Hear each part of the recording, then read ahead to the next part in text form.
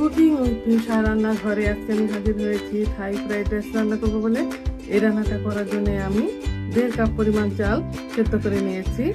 পেঁয়াজ কলি, মুরগির বুকের মাংস, চিংড়ি মাছ, সবুজ ক্যাপসিকাম, লাল ক্যাপসিকাম, টমেটো, ডিম, চিকেন পাউডার, গাজর কুচি, রসুন কুচি, চিনি, সয়া সস, ম্যাগি সস, গোলমরিচের গুঁড়া আর চাইনিজ ক্যাবেজ নিয়ে নিয়েছি। তাহলে আমি রান্নাটা শুরু করে দিচ্ছি।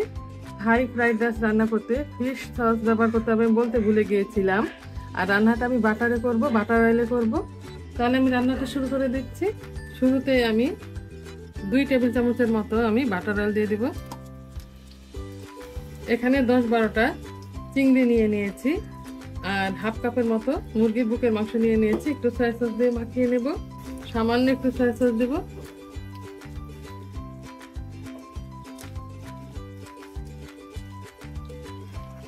মাখিয়ে এক সাইডে রেখে দিলাম।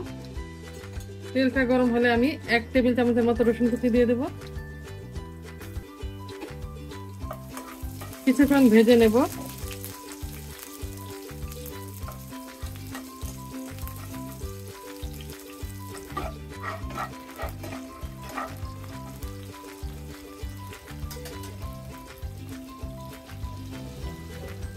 এবার সয়া সস মাখানো মুরগির বুকের মাংস আর চিংড়ি মাছ দিয়ে দেব।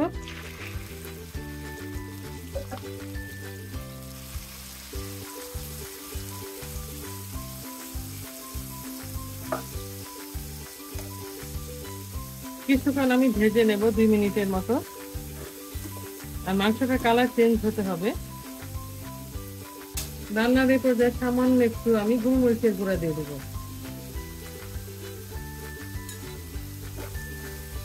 2 থেকে 3 মিনিটের মতো আমি ভেজে নিয়েছি।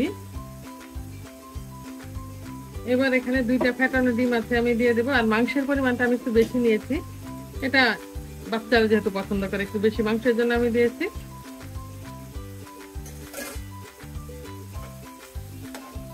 একটু সাইড করে নেব, সাইড করে ডিমটা দিয়ে দেব। এখানে 2টা ডিম, ফেটানো ডিম আছে, হাঁসের ডিম। ডিমটা ভেজে ঝুরি করে নেব। এখানে 1 টেবিল চামচের মতো চিনি আছে, চিনিটা আমি দিয়ে দিব।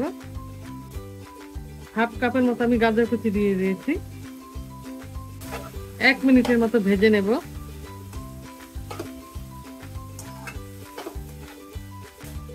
এক টেবিল চামচ আমি আগে চিনি দিয়ে দিয়েছিলাম। এবার এখানে সিজনিং সস আছে 1 চা চামচ আমি দিব, ম্যাগি সিজনিং সস।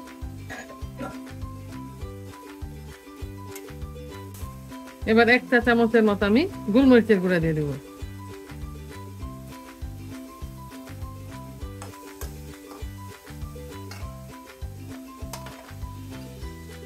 দুই চা চামচ আমি চিকেন পাউডার দিয়ে দিব।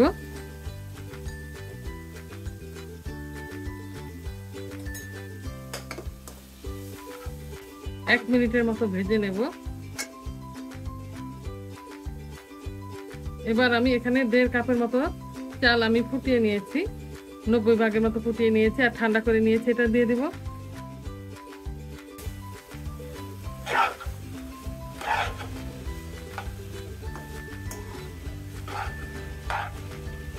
চাল ফুটিয়ে নিয়ে আমি 5 ঘন্টার মতো ফ্রিজে রেখে দিয়েছিলাম, একদম ঠান্ডা করে নিয়েছি।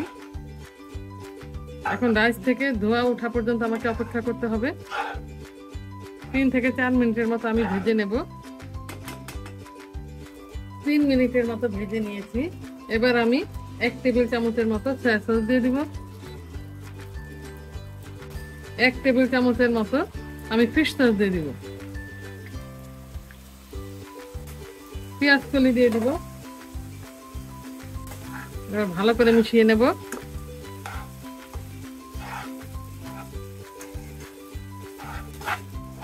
আরো 1 মিনিটের মতো আমি ভেজে নেব।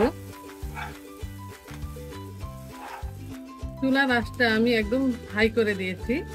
পেঁয়াজ কলি দেওয়ার পর আমি আরো 1.5 মিনিটের মতো রান্না করেছি। রাইস থেকে অলরেডি ধোয়া ওঠা শুরু হয়ে গেছে। এবার আমি ক্যাপসিকাম দিয়ে দেবো। এখানে সবুজ ক্যাপসিকাম, সামান্য টমেটো আছে আর লাল ক্যাপসিকাম আছে, আমি দিয়ে দিব। পেঁয়াজ কলি দিয়ে আমি আরো 1 থেকে 1.5 মিনিটের মতো রান্না করে নিয়েছি। রাইস থেকে ধোয়া ওঠা শুরু হয়ে গেছে, রাইসটা অনেকটাই কমপ্লিট হয়ে গেছে অলরেডি 90 ভাগ। এবার আমি ক্যাপসিকাম দিয়ে দিয়েছি, এখানে সবুজ ক্যাপসিকাম, লাল ক্যাপসিকাম আর সামান্য টমেটো ফালি দিয়েছি আমি। ক্যাপসিকাম দিয়ে খুব একটা আমি রান্না করব না, 1 মিনিটের মতো আমি রাখবো।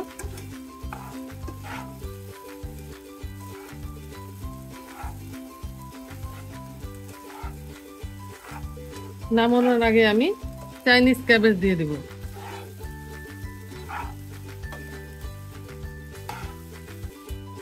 খেয়াল রাখতে হবে যেন ক্যাপসিকাম ফুল সিদ্ধ না হয়ে যায়, অর্ধ সিদ্ধ হলে আমি নামিয়ে ফেলবো। রান্নাটা আমার কমপ্লিট হয়ে গিয়েছে, এবার আমি চাইনিজ ক্যাবেজ দেব। এটা পছন্দ মতো দিবেন।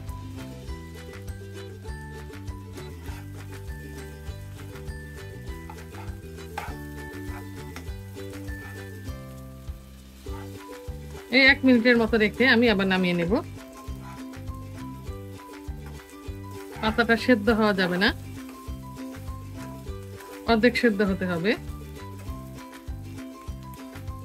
রান্নাটা আমার কমপ্লিট হয়ে গিয়েছে, আর দ্রুত নামিয়ে নিতে হবে, নয়তো সবজির কালারগুলো চেঞ্জ হয়ে যাবে আর ফুল সিদ্ধ হয়ে যাবে। চুলার আঁচটা আমি বন্ধ করে দিচ্ছি, একটা সার্ভিং ডিশে নিয়ে দেখিয়ে দিচ্ছি রান্নাটা আমার কেমন হয়েছে। তৈরি হয়ে গেছে একদম হুবহু রেস্টুরেন্টের মতো থাই চিকেন ফ্রাইড রাইস। আজ এ পর্যন্তই, অন্যদিন অন্য কোনো রেসিপি নিয়ে আপনাদের সঙ্গে দেখা হবে। আল্লাহ হাফেজ।